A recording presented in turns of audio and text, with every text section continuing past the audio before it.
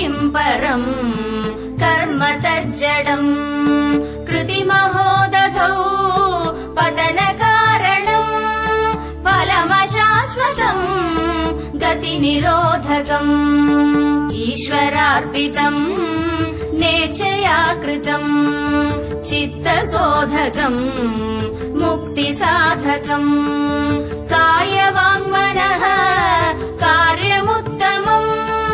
पूजनम् जपः चिन्तनम् क्रमात् जगत ईषदी युक्तसेवनम् अष्टमूर्तिभृत् देवपूजनम् उत्तमस्तवादुच्चमन्दतः चित्तजम् जपध्यानमुत्तमम् आज्यधारया स्रोतसासमम् सरलचिन्तनम् विरलतः परम्